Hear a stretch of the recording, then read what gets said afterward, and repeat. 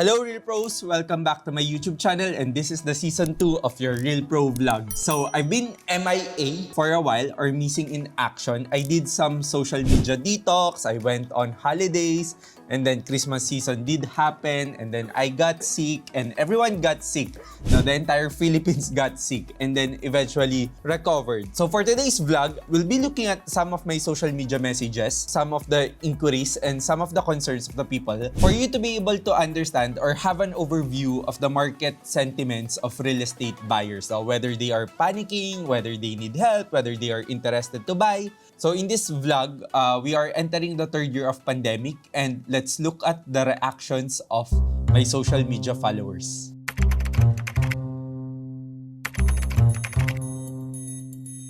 Let's start with Facebook. Hi Richard, I've watched your video on Park McKinley West project of Mega World, 1-bedroom unit and has a TCP of 9.5 million currently. Do you think this would be a good investment? Do you think it will appreciate in value meaningfully in 5 years' time? I was just concerned since you mentioned in your video you did not promote it before until the terms of down payment were relaxed by the developer recently. Do you think that 9.5 million is already too high that it would not appreciate well given its location? Would appreciate your inputs as I am interested to invest in the said project. Thank you. Hi sir, I still think Park McKinley is a good investment but it will depend on factors such as unit type, view, number of years in terms of holding period, and your network or broker's network when flipping the property.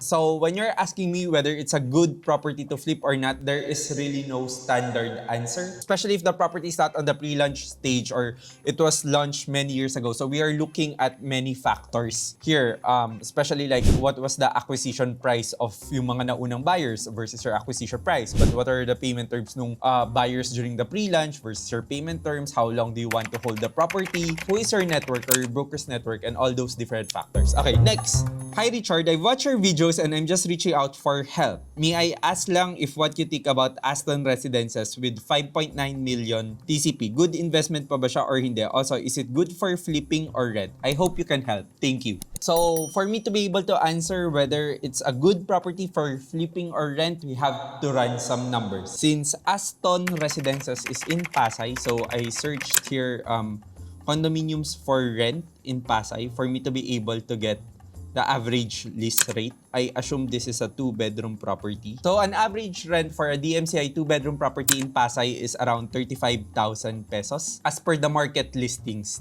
in the real estate portals. We will need to do some math here. Okay, open calculator.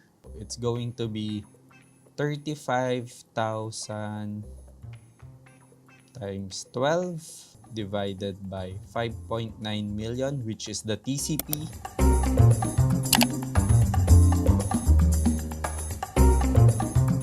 Okay, so you'll be getting a yield of 7.9% if it's a 2-bedroom unit in Pasay. So that's a very high yield for a real estate rent. So I guess it is a good property investment for rent. But for flipping, I'm not really quite sure. So okay, so here's my reply. Hi sir, I computed the yield. It's around 7% based on the current rental of DMCI properties in Pasay, assuming this is a 2-bedroom property. Okay, so next message. Hi Sir Richard, new follower here of your vlogs. I'm starting to learn a lot from your informative contents. More power and may you continue to help newbies like me in putting our hard-earned money to good real estate investment. Thank you.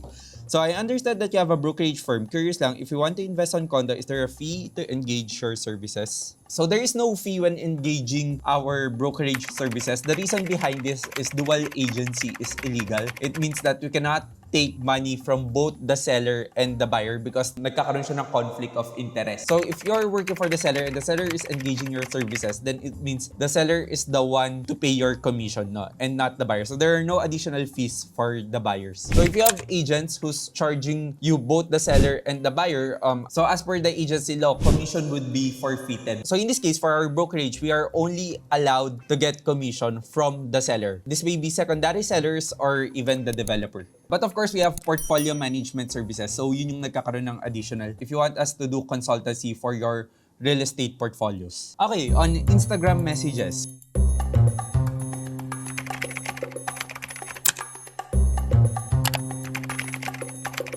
Hi Richard, saw a lot of your videos in YouTube and I find it interesting. I'm starting to invest in my first real estate investment and I wanted to learn with the help of your book. Are these still available? If not, would you suggest a good material to get started? Hope to hear from you soon. Thank you and stay safe. Okay, so this is my reply. Hi sir, we are currently editing the book to keep it up to date. So hopefully we can publish the new edition by summer of 2022. However, I have few more copies of the first edition. If you are interested, you can order through my Facebook page. You can also find my articles on Money Sense magazine as an alternative material. So for many who did not know, I am a book author and I have a published book. Unfortunately, it's currently sold out in the market and I'm the only one who is allowed to sell it for now. Pero I only have few copies left. I think that's around 30 books, so we don't really market it. However, I am also a magazine writer and a newspaper columnist, so you could find my articles from Manila Times and Money Sense magazine. Okay, next. Hi Sir Richard, I am a real estate salesperson by profession and by the way, I'm a new subscriber of YouTube channel and I really love your content. Sobrang informative ng mga vlogs. I learned a lot talaga, sobra. Thank you. I am also sharing your videos to my teammates kasi talagang insights yung matututunan. Keep it up and stay safe. Okay, so I replied a very simple thank you, which is thank you, happy to help you in your real estate career, God bless. Especially if you're starting a real estate career, whether it's a real estate investing or you want to be a real estate salesperson or real estate sales agent, it's important to idolize someone or to look for a mentor. And I might not be able to mentor all of you one by one, but through my videos, para ko na rin kayong na-mentor. And this is the reason why I keep on continue making videos, even if it's a very tedious task or I'm not really getting anything significant from it in terms of monetary benefits. The important thing is I'm able to mentor a lot of real pros. When I was starting, it was so hard to look for a mentor or someone you could idolize because it's a very competitive industry. A lot of people think na it's competition, they won't tell you the secrets, they won't tell you the techniques, but real estate does not work that way. And there's a lot of real estate investments for everyone. And there's no limit in terms of the number of person who could succeed in real estate, whether it's investing or selling or you really want to start your real estate business. And nag-reply siya kagad. Sabi niya, super appreciate the learning sobra. Hope I can meet you personally while I was discussing this. Okay, next. Hello Richard, I've been following your YouTube page on property investment. Such a good source of information both for amateur and pro investors. I'm Singapore-based and looking for an expert opinions on investing in condo or hotels. Can you share your thoughts on this topic? Thanks in advance. So I'm assuming she's asking about investing on condotels. May reply. Hi, sorry for my late reply. If you mean condotels, I don't usually recommend this as it would come with a lot of costs such as 40 to 60% management expenses. That's a lot of cost. Of course, the management kasi nung hotel or whoever is going to be the brand manager of this condotels would need to earn a profit without really investing in the real estate property or the real estate building itself.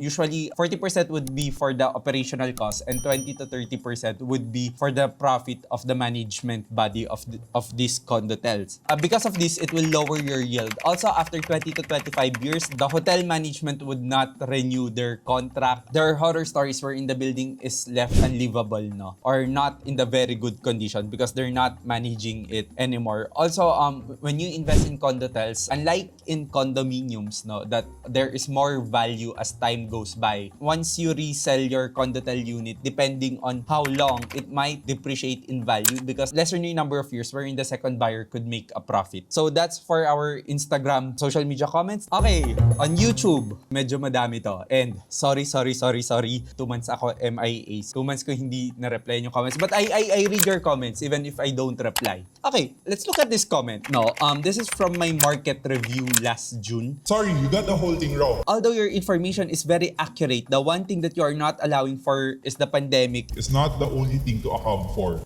OFW and foreign buyers are not going to come back to the market for many years to come, and especially Chinese buyers who are not investing at all anywhere. Truth is, 15% correction is only the start.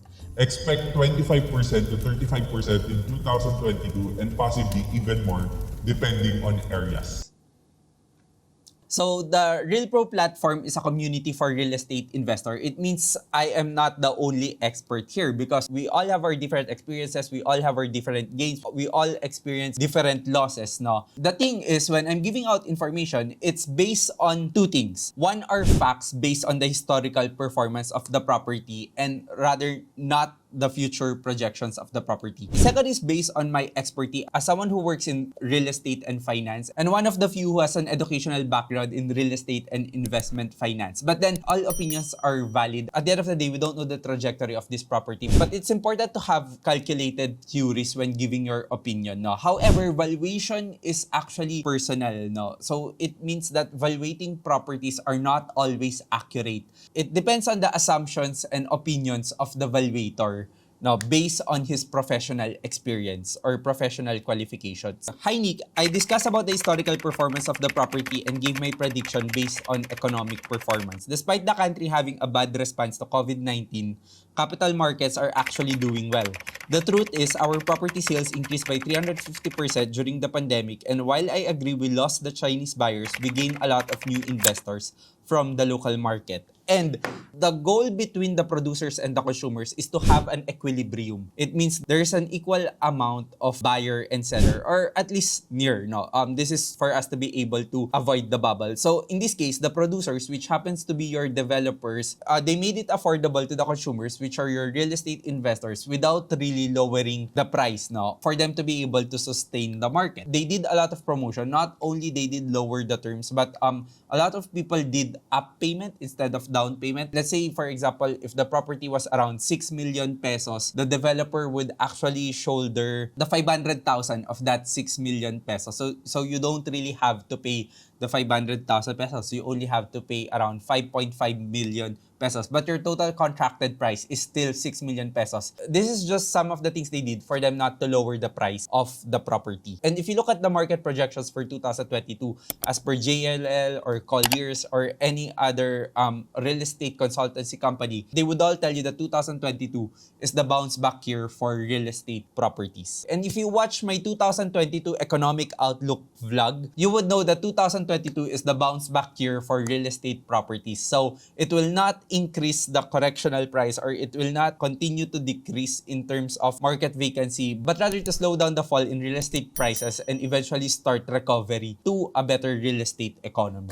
Okay, next. Hi Richard, I'm an avid fan. I'm from Toronto, Canada. I have the opportunity to purchase an investment condo at the Camden Place. Is that a good project to invest in? More flip or rental? Would it still be a good investment? Is the target market is to rent to students if there's pandemic and schools in the area might be closed due to online classes? And also, when is your next series of seminars for investing in condos in Manila? Thank you. The government allowed face-to-face classes in areas under level 3.